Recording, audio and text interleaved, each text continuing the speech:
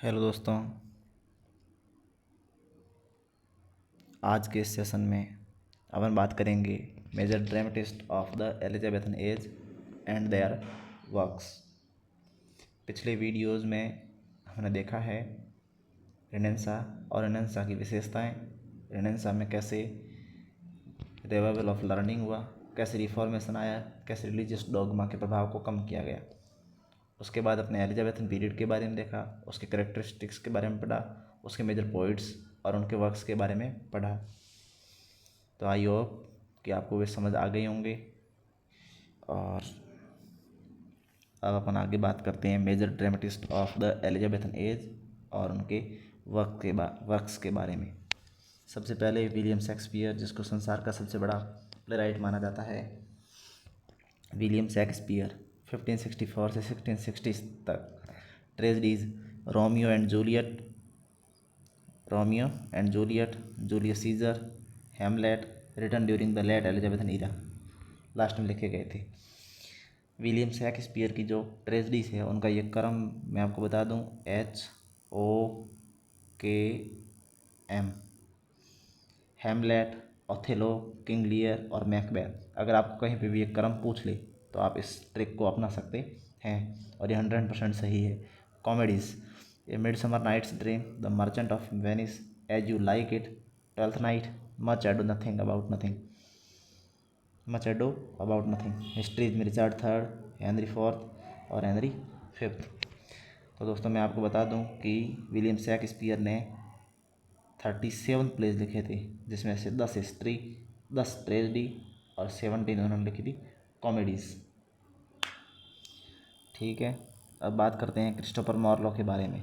Christopher Marlowe 1564 से 1593, doctor Faustus, a tragedy based on the German legend of selling one's soul to the devil. यह एक doctor Faustus के ऊपर लिखी गई एक ट्रेजेडी है, जिसमें जर्मन लीजेंड्स के बारे में बताया गया, जो कि एक खुद डॉक्टर था और उन्होंने खुद की आत्मा एक राक्षस को बेच दी थी और उसके समय में उन्होंने कुछ अच्छी चीज़ें मांगी थी जिनसे वह यहाँ पर मज़े कर सके। लेकिन वो जब समय आ गया तो उसके बाद जो डेविल होता है वो डॉक्टर फॉस्टस को यहाँ से उठा के लेके चला जाता है। उसके बाद है टैम्बरलैन द ग्रेट, जो अपने मुग़लों के जो ग्रैंडफादर हैं, तैमूर लंग, जिसने 1398 में इंडिया पर अटैक किया था, यानी कि भटनेर दुर्ग पर। यह हिस्ट्री से मामला संबंधित है। टैम्बरलैन ये उन्हीं के ऊपर आधारित है। Tamburlaine the great pioneer the use of the dramatic blank verse, Marlowe की माइटी लाइन। ब्लैंक वर्स में देखा था, ये मार्लो की माइटी लाइन बेन जॉनसन ने इनको बोला था। टैम्बरलैन के वर्क्स में आपको ये दिखाया जाता है कि कैसे यह धीरे धीरे करके सारे साम्राज्यों पर कब्जा करता है और कि एक दिन कितना सबसे बड़ा राजा बन जाता है। और इसने अहंकार में अपने खुद के बेटे को ही मार दिया था इसने। The Jew of Malta, a dark drama featuring the villainous characters Barabas और Edward second, one of the earliest successful historical play in English drama. English drama में सबसे सक्सेसफुल हिस्टोरिकल प्लेस कौन सा है? Edward second. उसके बाद है Thomas kid. Thomas kid 1558 से लेकर 1594 तक थॉमस किड ने लिखी थी the Spanish tragedy. The Spanish tragedy के अंदर मैंने आपको बताया था कि जो बेन जॉनसन था, बेन जॉनसन ने इसके अंदर रोल प्ले किया था और इंट्रोड्यूस्ड द बेन जॉनसन ने इसके अंदर किया था हेरोनीमो या गैरोनीमो का रोल प्ले किया था।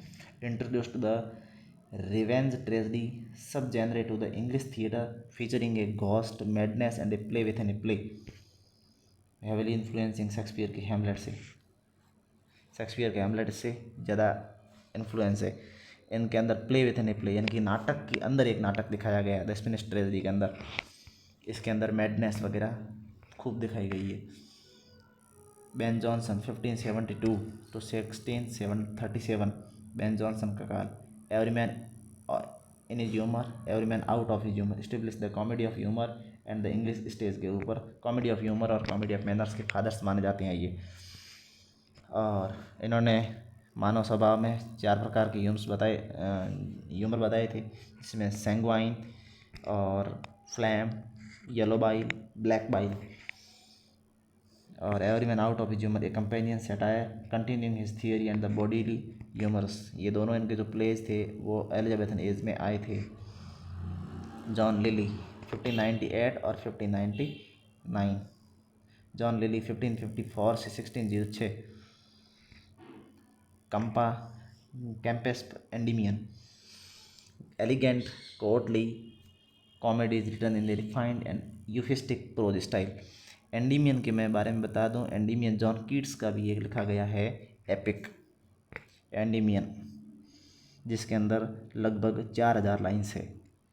Robert Greene Friar Bacon and Friar Bungay ये पॉपुलर रोमांटिक कॉमेडी है। यह contrasting magic with pastoral love के साथ कॉन्ट्रास्ट करती है यह।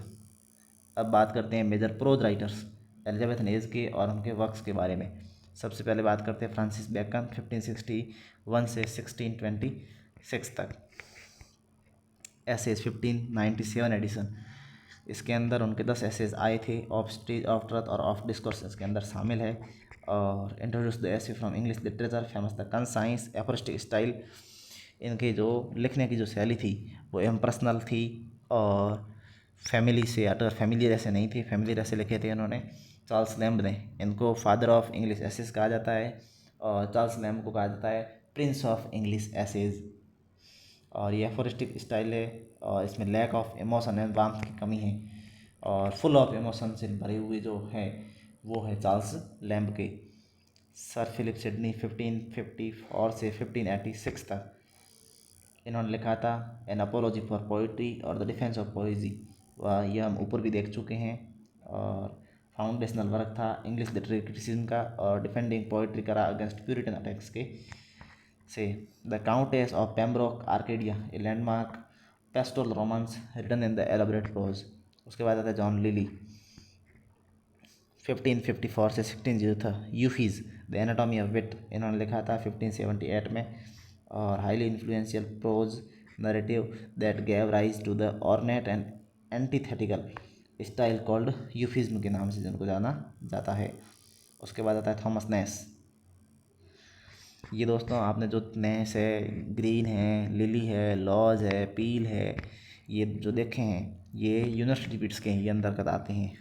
थॉमस नैस ने लिखा था द अनफॉर्चुनेट ट्रेवलर 1594 के अंदर। द मेजर पिकारिश की नॉवेल है यह। इंग्लिश लिटरेचर में पिकारिश की नॉवेल एक नॉवेल की एक अलग प्रकार की विधा है। आप एम.एच. अब्राहम की लिटरेरी टर्म्स वाली बुक से आप इसको पढ़ सकते हैं। English literature detailing the rough adventures of the Jack Wilton across Europe unfortunate traveller में इसको बताया गया है।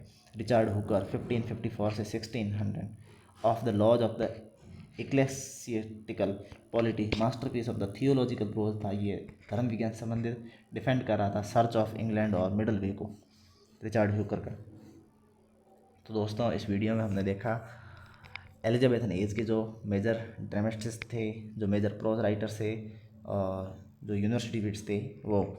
अब हम जो मेजर यूनिवर्सिटी विट्स और जैकोबियन एज के अंतर्गत आएंगे मेजर यूनिवर्सिटी विट्स और मेटाफिजिकल पोइट्री है, वो हम अगले वीडियो में देखेंगे।